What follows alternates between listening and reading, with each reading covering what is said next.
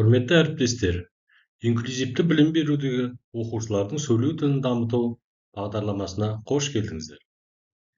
Мен Қабақбаев Бағдат Нұрланұлы, арнайы білім беру бойынша педагогика ғылымдарының магистрі, дефектолог логопед. Арнайы педагогика мұғалімі, мектептік білім беру саласының сарапшысымын. Бұл курс инклюзивті білім беру процесінде жұмыс жасайтын педагогтарға арналған өте өзекті курс болып саналады. Курстың өзектілігі сөйлеу тілі баланы өз ойын жеткізу, достар табу, өмірге бейімделу жолында ең басты құрал болып саналады. Инклюзивті білім беру жағдайында сөйлеу тілі бұзылған оқушылардың сөйлеу қабілеттерін дамытып, коммуникативтік құзыретті қалыптастыру және өз ойын еркін жеткізуге үйретуге бағытталады. Курс 8 модульдан тұрады. Кең және ауқымды, түсінікті.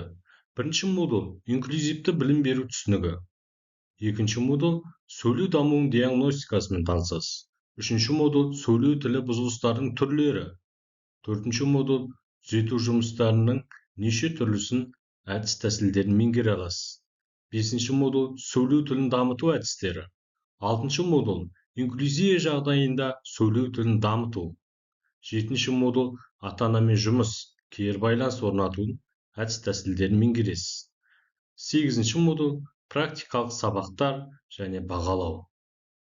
Барлығы тәжірибе жүзінде үйреніп білуге болады. Бұл курстан қандай нәтижелер күте аласыз?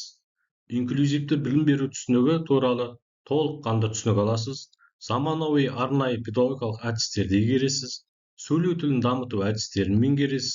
Ата-ана мен педагог ынтымақтастығы, кеңес беру әдістерін барлығын меңгеріп шығасыз.